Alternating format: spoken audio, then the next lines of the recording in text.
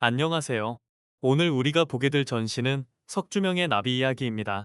석주명 선생님이 한평생 얼마나 나비 연구에 열중했고 그 나비 연구가 어떻게 어디까지 이어졌는지를 보여주는 이야기입니다. 전시는 총 7개의 이야기로 나뉘어 있어요. 전시의 시작, 프롤로그에서는 어떻게 이 전시를 풀어나갈지 기획 의도를 소개하고 1장, 한국의 나비에서는 나비가 그동안 어떤 모습으로 우리 생활 속에 자리 잡고 있었는지 알아볼 수 있습니다.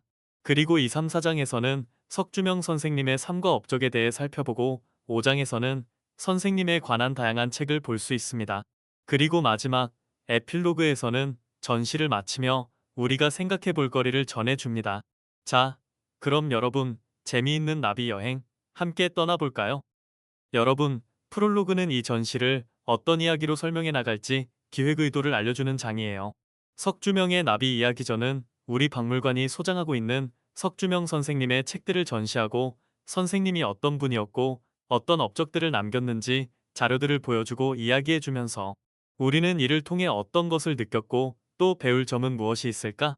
라는 생각을 해볼 수 있도록 이 전시를 기획하게 되었어요. 자, 그럼 볼까요? 이 글은 석주명 선생님이 이미 20년간 나비 채집을 다닌 후에 쓰신 글이에요.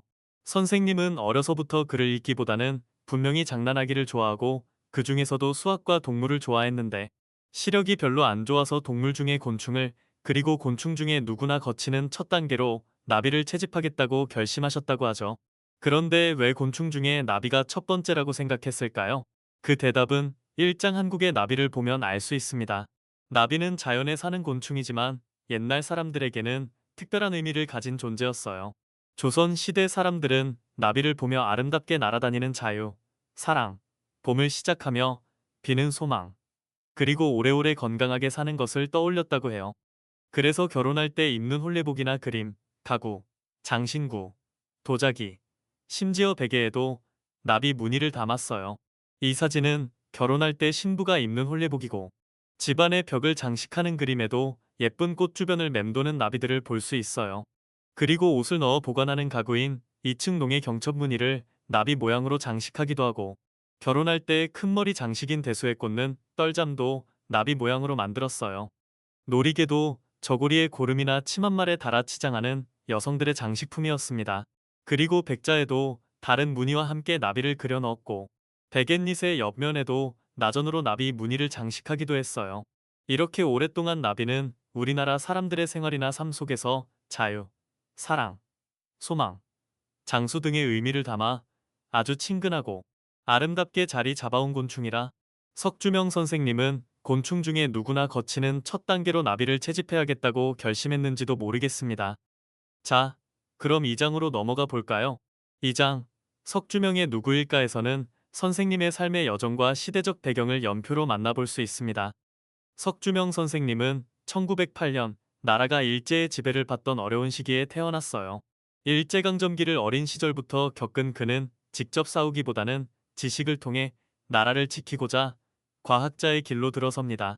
일본 유학 후 귀국한 뒤에는 10년만 열심히 하면 세계적인 학자가 될 수 있다라는 목표로 정말 10년 넘게 나비만 연구했습니다.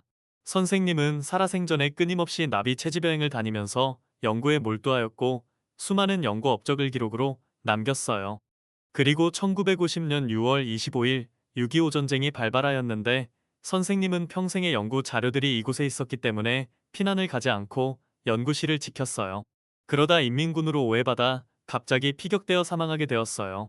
선생님의 평생의 연구가 얼마나 가치 있고 중요했는지 알았던 여동생 석주선이 피난길에 자신의 짐을 포기하고 거대한 양의 연구물들을 겨우 챙겨갔고 훗날 석주명 선생님의 여러 유고집이 발간될 수 있었습니다. 3장 석주명의 생각 지도에서는 선생님의 궁금증에서 출발한 생각의 흐름을 따라가 보려고 합니다. 길을 따라서 생각의 흐름을 같이 따라가 보는 거예요. 여러분, 같은 나비인데도 색이 다르거나 이름이 다를까요? 왜 어떤 나비는 특정 지역에만 살까요? 이런 질문들은 선생님이 어릴 적부터 동물을 좋아하며 생긴 단순한 생물학적 관찰에서 시작되었지만 이것은 점차 전국으로 채집 여행을 다니면서 곧 지역의 말과 문화, 사람들의 삶에 대한 탐구로 이어졌습니다. 선생님은 직접 전국을 돌아다니며 나비를 채집하고 지역별 나비 이름을 조사하고 사람들과 이야기하며 궁금증을 풀어나갔습니다. 백두산에서도 나비를 채집하기도 하고 제주도에서 연구할 때는 나비뿐만 아니라 알아듣기 힘든 제주도 방언을 기록하고 각 지역의 생활 문화를 연구하며 우리나라의 민족 문화를 이해하려는 노력도 함께하게 되었지요. 여러분도 선생님의 질문과 생각이 어떻게 계속 이어지는지를 생각 지도를 따라가 보고 나는 어떤 것이 궁금한지 나만의 질문을 적어보는 체험 활동도 함께 해보면 좋을 것 같습니다. 여러분, 우리가 이렇게 생각 지도에서 본 석주명 선생님은 자신이 보고 느끼고 연구한 것을 그냥 머릿속에만 담아두지 않았어요. 선생님은 연구자라면 반드시 기록을 남겨야 한다고 믿었고 실제로 수많은 현장 경험과 질문을 글과 그림으로 정리해 책으로 펴냈습니다. 파주나비 나라박물관에서는 선생님이 생전에 출판하신 책부터 전쟁 중에 어렵게 구해져 발간될 수 있었던 유고집까지 총 5권의 저서를 보유하고 있어요. 백두산 일대부터 제주도까지 직접 채집하고 연구한 나비 이야기, 나비 이름에 담긴 우리말의 멋, 나비가 사는 환경과 사람들의 삶이 함께 담겨 있습니다. 석주명 선생님이 나비 연구로 유명해지고 다른 나라에도 선생님의 연구 소식이 퍼지면서 1933년 미국 하버드 대학교에서 연구비를 지원받았어요. 그 결과 남게 된 백두산 지방산 점류 채집기라는 이 책은 우리나라의 북쪽에 있는 백두산 일대에서 채집한 나비 표본을 바탕으로 한반도, 즉 우리나라의 북쪽 방향의 지역에 있는 나비들이 환경에 따라 어떻게 어디에 살고 있는지와 그런 나비들의 모양새가 어떻게 다른지를 하나하나 채집해서 얻은 자료를 통해 실증적으로 기록한 채집 일기예요.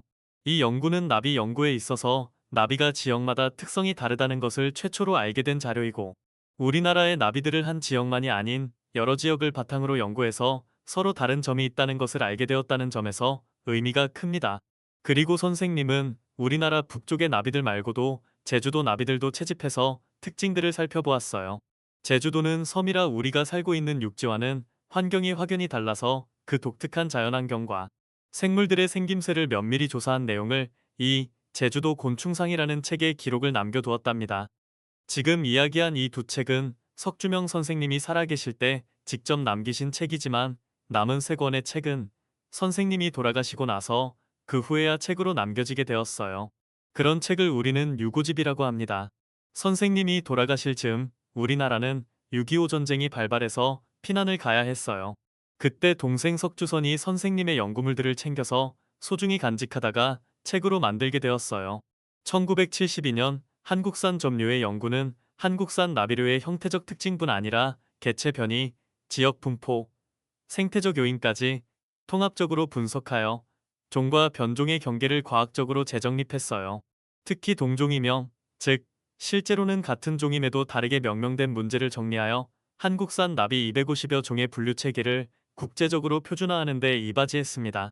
그리고 1973년에 발간된 한국산 점류 분포도는 1920에서 30년대 전국 각지에서 채집한 250여 종의 한국산 나비 분포를 504장의 지도에 체계적으로 기록한 분포도집입니다.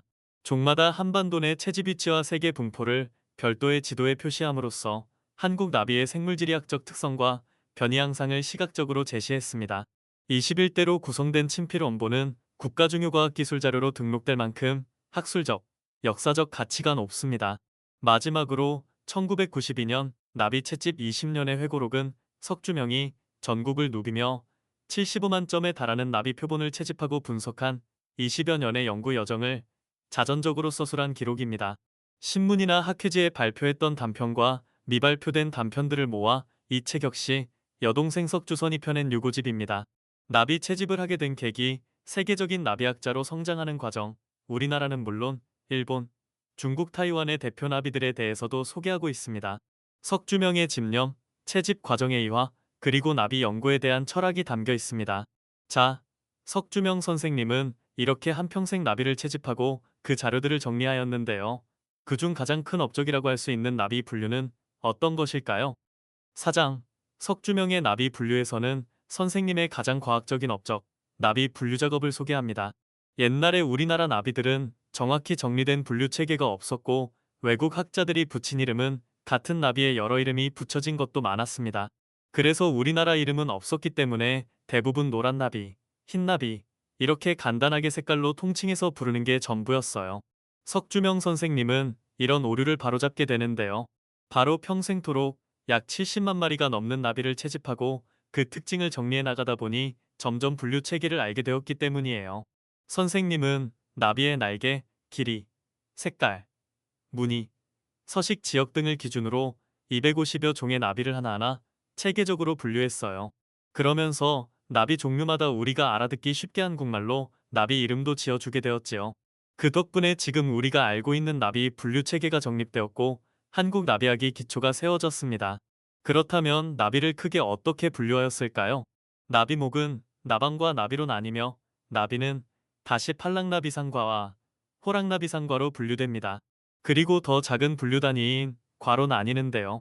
팔랑나비과, 네발나비과, 부전나비과, 흰나비과, 호랑나비과 이렇게 5과로 나누어 설명할 수 있습니다. 각 과별로 나비의 특징을 살펴보겠습니다. 팔랑나비는 큰 몸에 비해 작은 날개를 가지고 있어 날갯짓을 굉장히 많이 해야 합니다. 그래서 팔랑팔랑 빠르게 날지만 멀리 날지는 못합니다. 팔랑나비 다음으로는 네발나비가 있어요. 여러분, 혹시 나비의 다리가 몇 개인지 아시나요?